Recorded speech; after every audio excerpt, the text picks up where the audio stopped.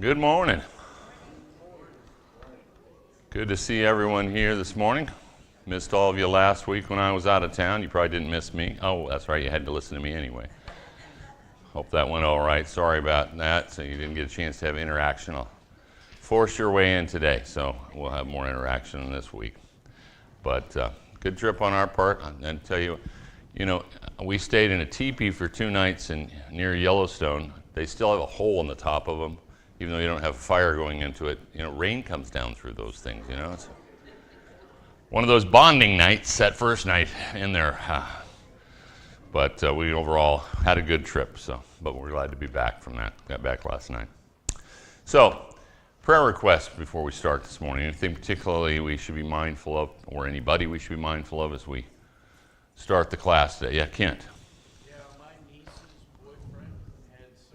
For cancer. He had a tumor out of his chest last Thursday, and he's recovering from the surgery. His name is Joe DeVita in Rochester.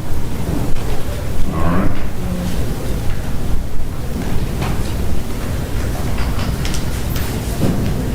Yes, ma'am. And our Judy, her sister fell and broke her hip. So her name is Donna. So let's keep her that she will recover real fast. Yeah.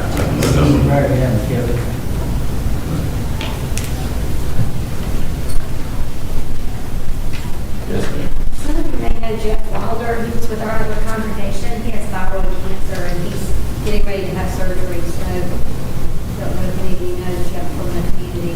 Jeff Wilder. Jeff Wilder.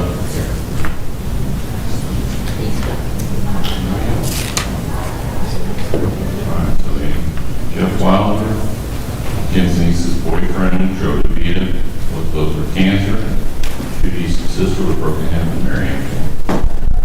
All right. Bow with me then. Dear Heavenly Father, we're so thankful for everything, because everything is a gift from you. But at this moment in time, we're particularly thankful for a couple of things. We're thankful, first of all, for the opportunity to get together with other saints, to be able to find encouragement, edification, an opportunity to learn, and so many things that we can do when we are together. And we're thankful for that. And we ask that we use this opportunity to its fullest. And third, we're very thankful for this mechanism of being able to talk with you, to share with you. We have so much, as we've just noted, to be thankful for. And then we have things that we need or we want from that perspective. We have the names that we just discussed that need you in some way to heal them, to be a strength to them, to encourage them, and certainly to be with their families and to be with the caregivers that are involved in those situations as well. And we know that you know what's best. We also know we have a much longer prayer list that we have passed around on a daily basis. We're mindful of those that are on that list, as well as those that we're not aware of, that some of us may have in our hearts and some of us may not even know about at all. We ask you to be with all of them, that you provide what they need to the extent of what is your will. We ask you to be with our shut-ins who would desperately like to be here and be with us, and we'd love to have them here as well, but health and those type of things prevent that from happening. Be with them, keep them strong, and encourage them, and help us to do all we can for them. And be with us as we go through this class, that we look at your word new, and look for new information in there that we can apply to our lives, validate what we do know and how it should apply, and guide us always to do right. We pray this in your Son's name. Amen. So we're continuing on about the phrase, "Here I am," and we're going to talk about Moses today. So a quick review. We first talked about Abraham and Isaac, and of course the famous instance when God called on Abraham to sacrifice his only son, the heir that he had declared that all the promises that Abraham had been given by God would come through. And Abraham was tested to see how strong his faith was versus tempted from that. And we know Abraham went all the way and was ready to actually take his son's life when he was stopped from that, and that satisfied God. And that was a great example of here I am, of a person putting themselves out there, showing their faith to God, in God, and proving their own faith to themselves from that. The second instances that we saw of here I am involved 2 brothers, Jacob and Esau, who throughout their lives and throughout their ancestries continue to struggle with one another. And we see different situations where here am I comes into play from that. And we also saw where talked about God loved Jacob and hated Esau, and we looked at the fact that's really not about God particularly falling for one person or another or having any predisposition about that, but really that there are unique characteristics of everybody, and that will make that where God uses you in that way, and that God will, take advantage of that from that perspective. He loved Esau. Jacob gave him the real inheritance that had been promised to Abraham and through Isaac. And then with Esau, he was still blessed, had nations from that. So God didn't ignore him, but he was also a mechanism of showing how God's preference would happen and how he could control things, irregardless of how we as human beings would do things. Last week, or at least was an attempt by remote control of talking about Joseph and Jacob. We talked about Jacob having a lot of difficult business dealings with his father-in-law, how he got both of his wives tricked into marrying one before he got the one he really wanted. Then a lot of difficulties in getting livestock for his wages and kept getting those changed 10 times from that. And God spoke to him at the end of that and told him it was time to go home, to go back to the promised land that hadn't been given yet to his people, but was where he wanted him to be. And he discussed that with his wives, and they went back. And that's where we had Here Am I, God speaking to him and having to do it. We talked about Jacob loving Joseph the most. Just like we saw with Jacob and Esau, that favoritism of a parent over another does not go well for people. It is something that should be avoided at all terms. We know that how that worked in the stealing of the blessing from Esau. And here, of course, it causes a lot of headaches for Joseph. Now, it got to the point where his brothers hated him, not just for the fact his dad loved him the most, but because he told on them, and because he had dreams that God gave him, that he was too open about telling them from that said he was going to be basically lord over them. And that doesn't go well with people. I've just been with some of my older siblings, and if I told them I was in charge of them, maybe now as they're older, they'll do a little bit better with it because they need me more. As you know, my sister is fine with me telling her somewhat what to do. Within ranges of what that is, I can get by with it. But the brothers didn't like it from that at all. Jacob then says, okay, Joseph, I want you to go check on your brothers and your flock. Now, he'd done that once before, and his response was to go back and tell on him. He was a tattletale, was part of what Joseph's persona was. He probably didn't see it that way, just telling Dad what I need to do, giving the right report, but didn't go well with his brothers. Now he's going to go check on him again. So what does that mean? Well, the brothers now conspired against him. They conspired initially to kill him. But Reuben convinced him not to go through with that, and the end result of that was he was sold into slavery. He got to Egypt. He got sold again to Potiphar. We know some more about that. He was imprisoned. He helped a couple of the former employees of the Pharaoh to interpret their dreams, and one was a good one. Went back in the service of Pharaoh. The other one was a bad one. Was killed, but told both of them. That ultimately turned into an opportunity for him to interpret Pharaoh's dreams. Pharaoh had 2 dreams. God gave repetition in that situation. And when he gave those interpretations, it not only pleased Pharaoh, but when he told him also, Pharaoh, that somebody needs to be in charge of all this, Pharaoh placed him in charge. He was virtually the second in charge of the whole nation of Egypt, second only to the Pharaoh as he worked on the situations with the famine. So the famine caused to be widespread, even into the land of Canaan. And so Jacob heard about it, heard about the grain that was available in Egypt, and he sent some of the brothers to go and get that. And ultimately, when they went over there, Joseph was the one that sold out the grain to the people from that. He recognized them. They didn't see that it was him. And based on his role, they bowed down to him, just as his dreams had indicated that they would. And he asked for his father to come when he finally revealed himself to them from that. But Jacob was a little reluctant to leave the promised land. That's what God had promised him to be there. He wanted to see Joseph, his beloved son, but he was a little reluctant. And so God appeared to him, another of our here I am instances, and convinced him that it's all right, go to Egypt. As we noted, Abraham had been told that the people his descendants would make a trip into a foreign land and be there for 400 years and be under persecution and all those kind of things. So really, Jacob knew that that was the case. Maybe he was reluctant because of that negative part of the captivity and stuff to go ahead and go somewhere, but God assured him of that. And again, a very faithful response about here I am. He went ahead and went down.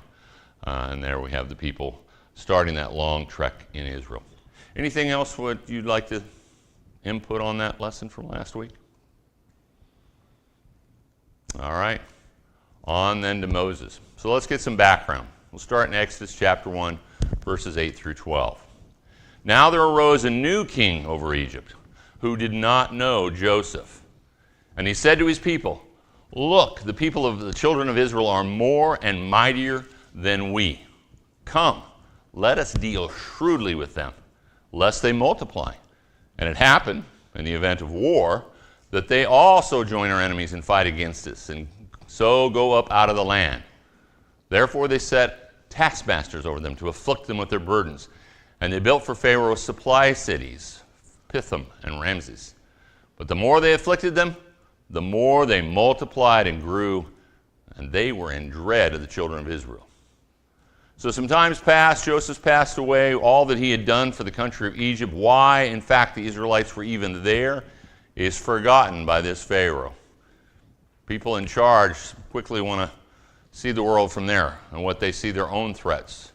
They forget a lot about why people are there that did positive things for them. And so we've got that situation, and the people have been prospering there. We're working on our way to get that situation where we're going to get that great nation because God is prospering them and multiplying them so much to the point that Pharaoh is worried about what happens if we've got a war. Will they join with any enemy? And we'll be fighting a two-front war, outside and internally, basically. And so let's deal shrewdly with them. It really didn't mean let's just be smart about it. It said let's try to tamp them down. Let's put things difficult. Let's take care of them a little bit here. But the more that they did that, the more they afflicted them, all that happened because God was blessing them was they multiplied and grew. And all that meant was the Egyptians were more and more afraid of the children of Israel because of the amount of them from that.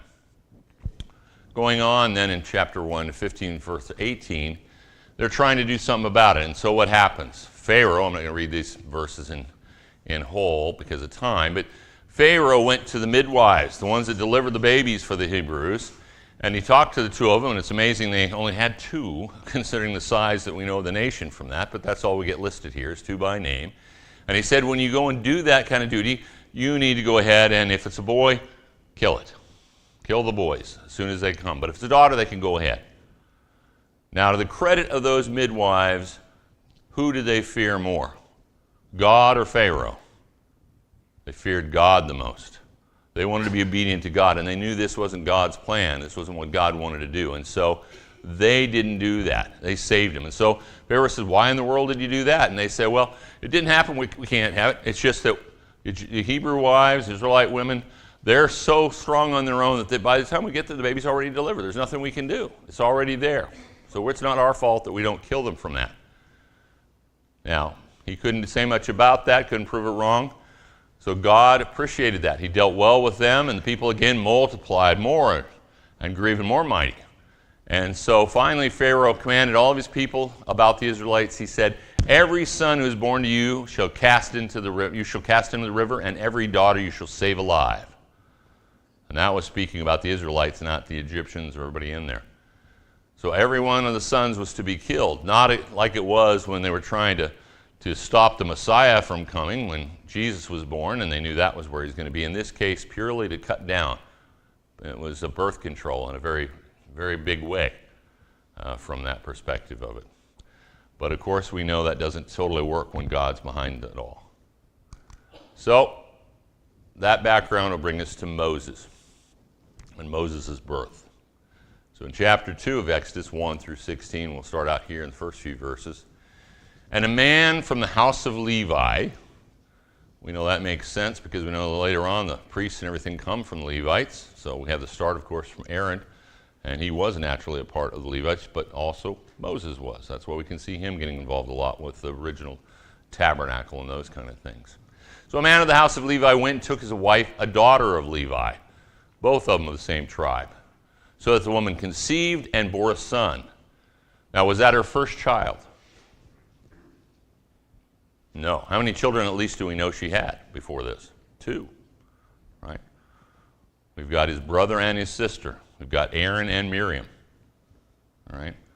So Aaron must have come before this edict went out. How much before? Don't know. But he must have come out from that. When she saw that he was a beautiful child, she hid him for 3 months. Moses had to be very thankful he was a good-looking baby. I mean, I don't know what would happen. Would she have taken and thrown him in the river? If he'd have been a little bit homely? I don't know. I don't know. One ear's a little higher than the other one. I think, yeah, we'll go ahead and get rid of him. Pharaoh said to anyway. But it was, something that apparently saved him from that. They saw a lot of divinity in a very good-looking child. And we can see that from people in royalty kind of things. When the Israelites are looking for a king, who do they look for? They looked for somebody that was good-looking, that was, stature, all those kind of things turned them from that. So she hid him for 3 months. But when she could no longer hide him, it was too obvious, too big from that, crying too loud perhaps, she took an ark of bulrushes for him, dabbed it with asphalt and pitch, and put the child in it and laid it in the reeds by the river's banks. And his sister stood afar off to know what would be done to him. So what is his mother doing at this particular point? She saved him to begin with. She can't do it by hiding him anymore. Whose hands did she put Moses into? She put him into God's hands, didn't she? That's why his sister is there waiting to see what will happen. They want to see what God's going to do. They've put their faith and their trust into him. Thus, who appears in the hall of faith? Moses' parents, not just Moses, if you didn't remember that. So they save him because he's beautiful. His sister watches to see what God's going to do with him. Let's pick it up in verse 5. Then the daughter of Pharaoh came down to bathe at the river, and her maidens walked along the riverside.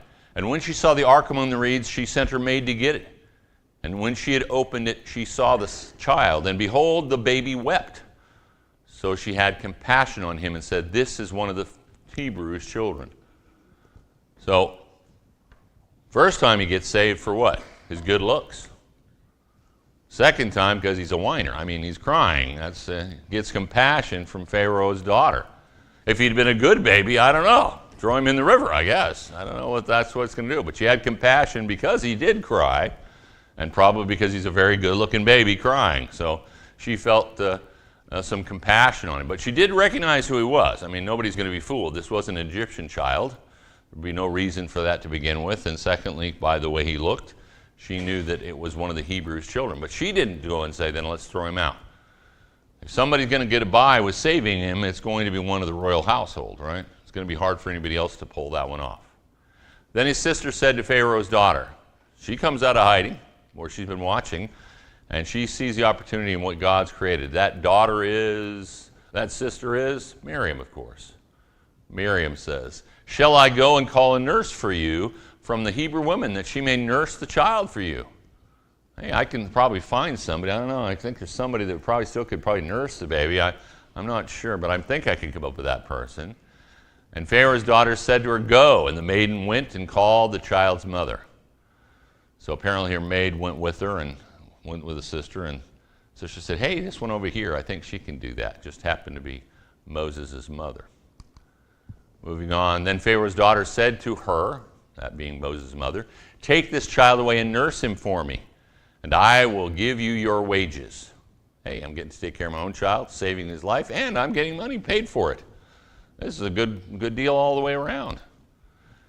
So the woman took the child, the woman being his mother, and nursed him. And the child grew, and she brought him to Pharaoh's daughter, and he became her son. So she called his name Moses, saying, "Because I drew him out of the water." So it's kind of like the story of Hannah with Samuel, right? Went off until she could wean him before she turned him over to God, to Eli, to raise, as she had promised God. Here, Moses goes back to be with his family until he again reaches that point, and his mother turns him over to Pharaoh's daughter. Probably a hard thing to do, But she's able to do that knowing that he's going to live and that his life's going to go on. And you care more about that than that relationship of having to have my son with him. Now, it's interesting. Pharaoh's daughter is obviously the one that names him, and she gives him what, at least in the Bible, appears to be a Hebrew name, that of Moses, representing drawing out of water. Now, there's some words in Egyptians that are somewhat close to it. Some people think, well, that's the name of something else. I tend to believe what it says. Pharaoh's daughter chose to name him, knowing he was a Hebrew child, a name that God even intended him probably to have from that, of Moses. But it was her that named him. He didn't have, we don't know of any name that his parents had given him in those 3 months that they were taking care of him. But that is the name he went on with. That is his Egyptian name. He wasn't like others, like Daniel, who went into captivity, had his Israel name and had his captivity name. And a lot of others like that had more than one. Moses was only Moses. Moving on then. Moses then is growing up. He chooses who he wants to be with, who he really has that affinity toward. So we have the story that causes him to have to leave Egypt.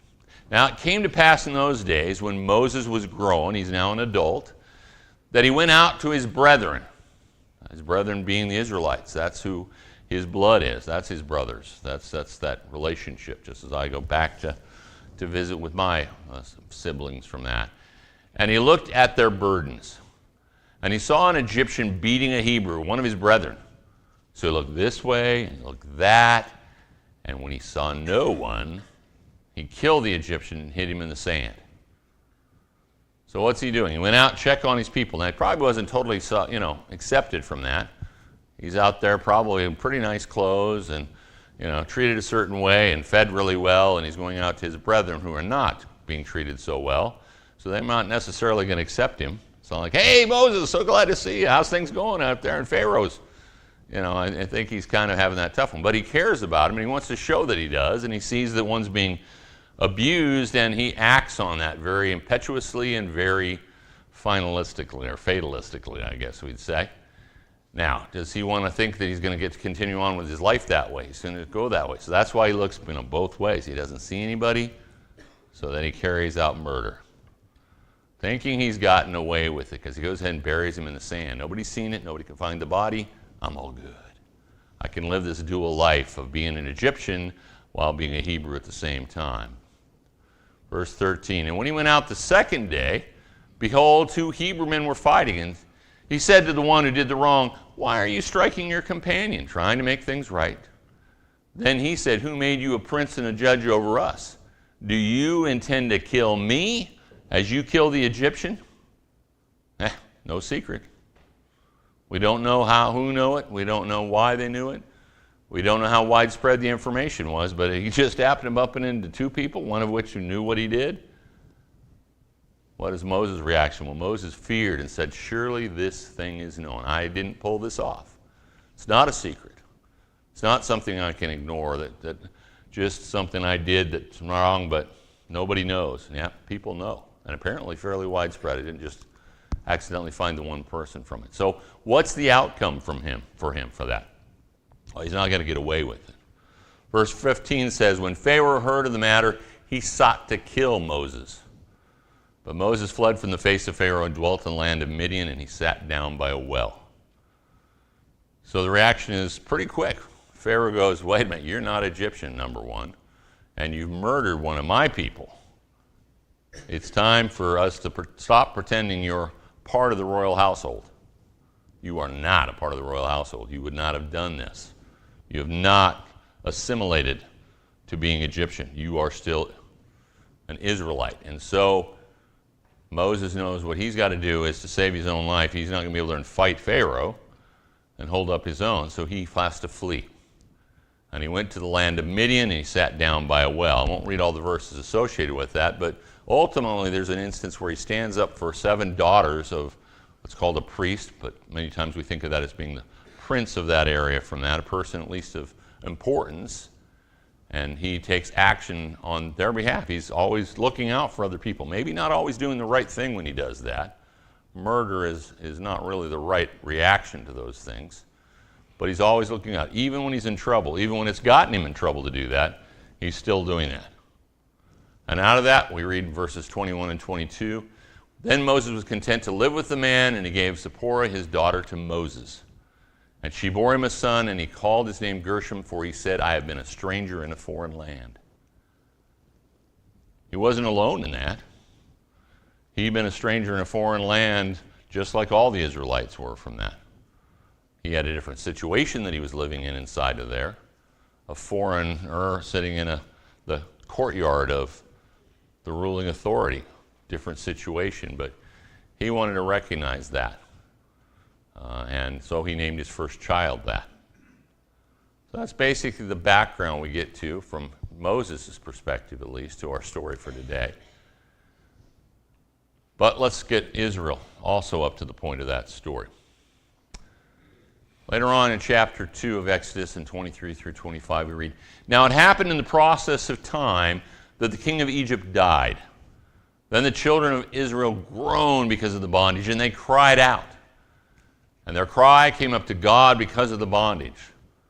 So God heard their groaning, and God remembered his covenant with Abraham, with Isaac, and with Jacob. And God looked upon the children of Israel, and God acknowledged them. So the people are groaning. It's much like the situation we later see with the times of the judges. Although in this case we don't necessarily, although we would suspect there's a lot of times when they're not very loyal to God as far as their worship, but we don't see as much of that mentioned here as we do in Judges when they have those problems. But they're out groaning, which is an indication again, or had been basically presented the idea of their being under the dominion of others, under the control of them, when it was told to Abraham from that. They cry out. God hears them. Did he not hear them all along the way? Well, yeah, he certainly did. But remember, his plan from the very beginning was there's going to be 400 years they're going to be in this situation. It's got to give enough time for the evil to be enough over there in the land that he's going to give them to warrant the wiping out of those nations. And so he's given that time from it. So did God just now remember, oh, that's right, I forgot. I have a covenant. I told him I'd do that. I probably should do that now. It slipped my mind. I'm busy, God.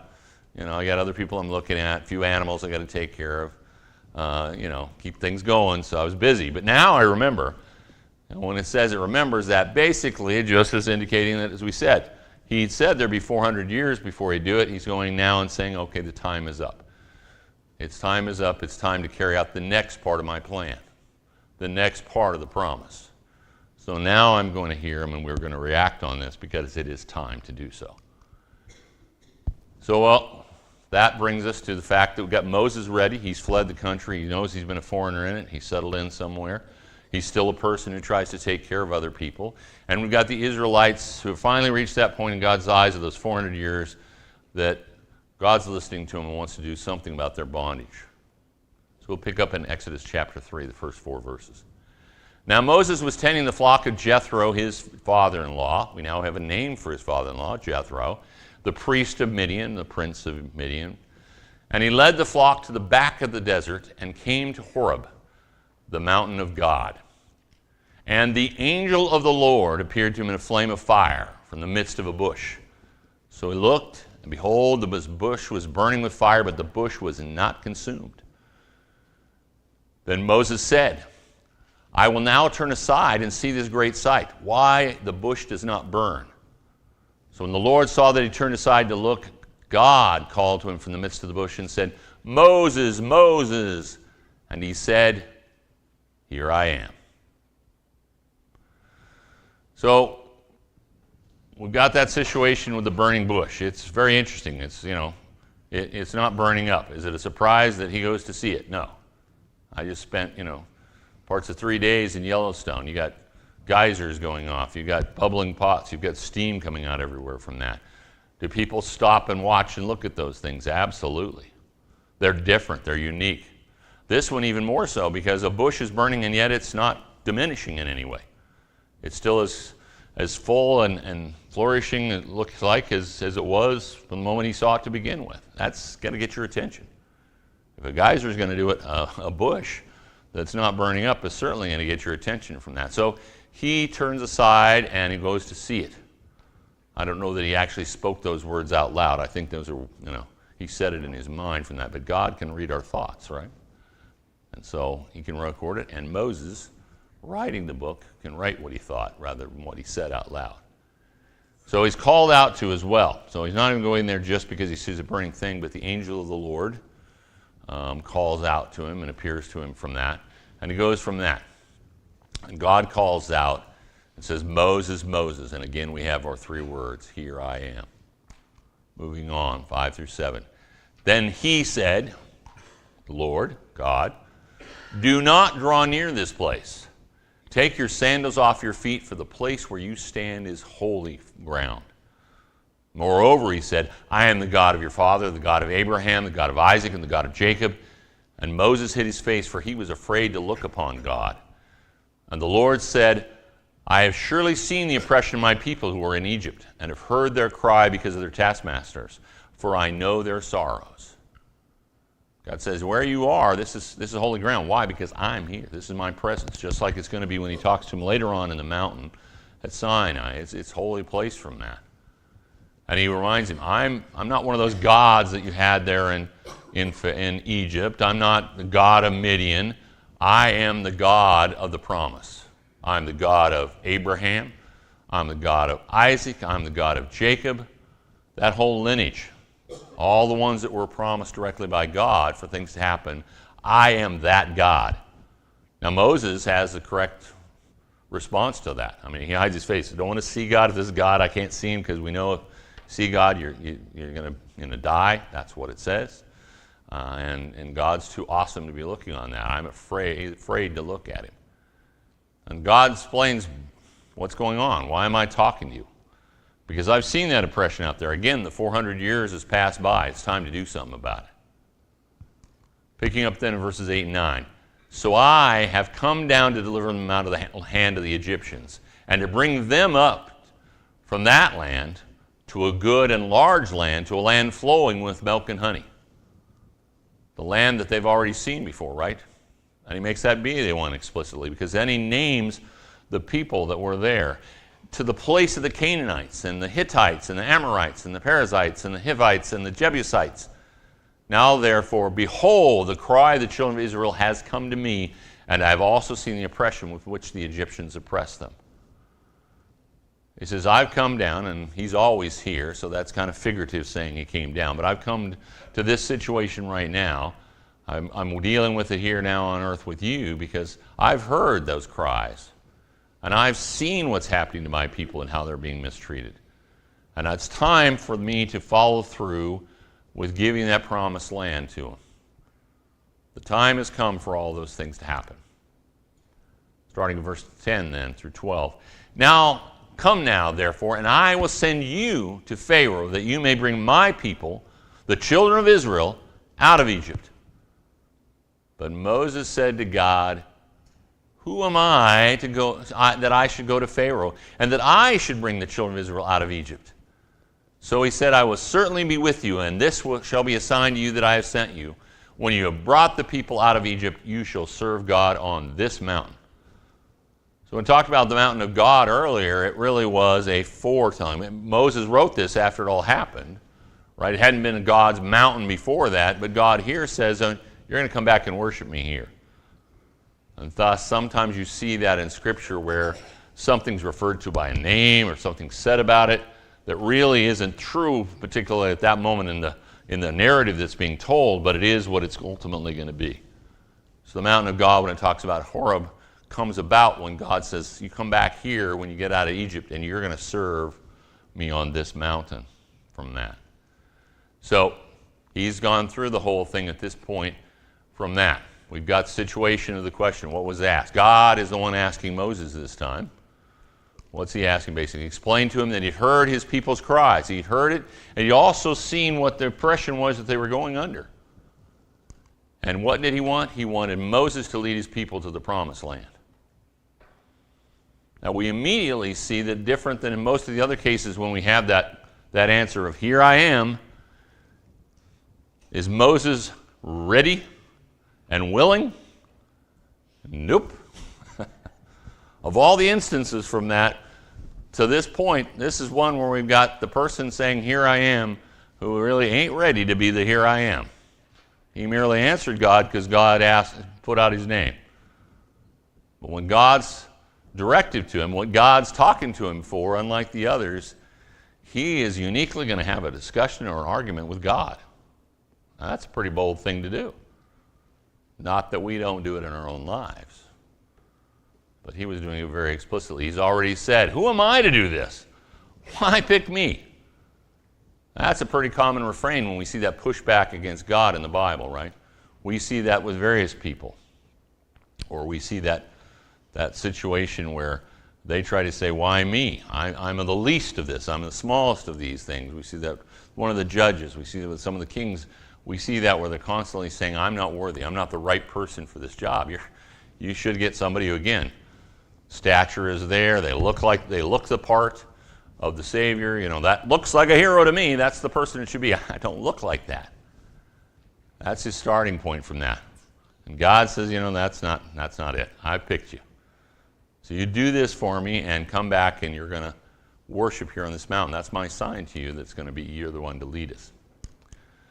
So let's see about him continuing to object from there. Picking up verses 13 through 14. Then Moses said to God, indeed, when I come to the children of Israel and say to them, the God of your fathers has sent me to you, and they say to me, what is his name? What shall I say to them? I mean, God, I can't handle this. I don't know what the answers are. They're going to ask me questions and I'm not going to know the answers. So, again, not the right person. And God said to Moses, I am who I am. And he said, thus you shall say to the children of Israel, I am has sent me to you. There's no more to be said about God. He is. He is everything. Everything to us. Is that enough for him? Well, no. Picking up then in verses 1 through 3 of chapter 3. Then Moses answered and said, but suppose they will not believe me or listen to my voice. Suppose they say the Lord has not appeared to you. See, that's not going to work, God. They're going to pose this, and you can understand why they do that, God, and what in the world am I going to do in that case? And does God take the excuse? No.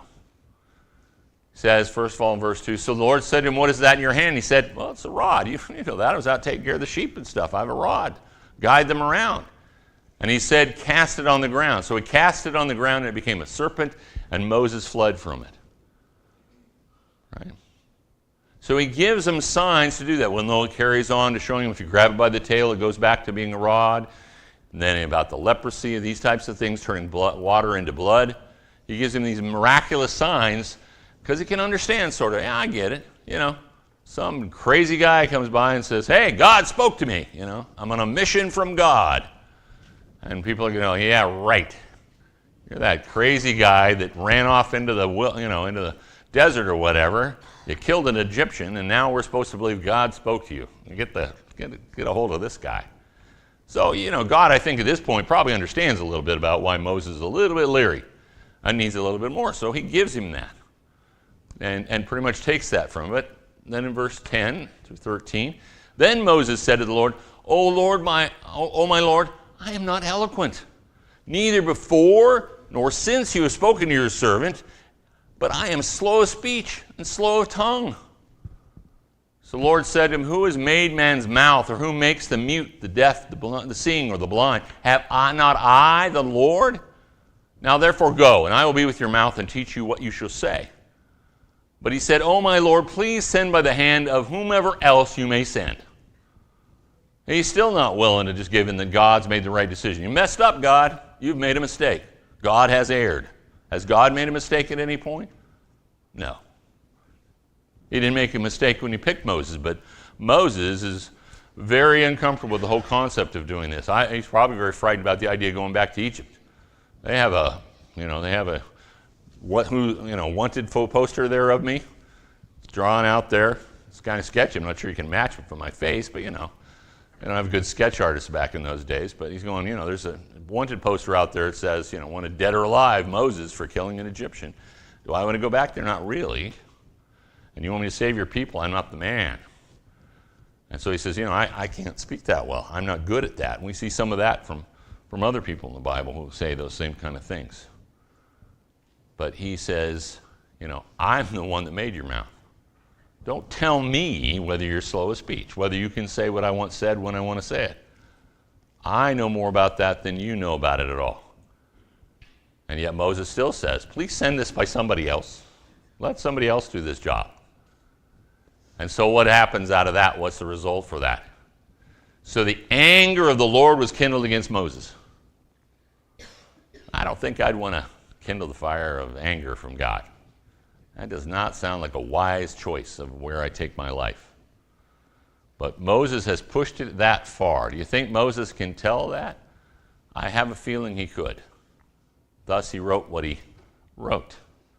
Somehow I think the next sets of words from God are probably said in a way that indicates he's not happy.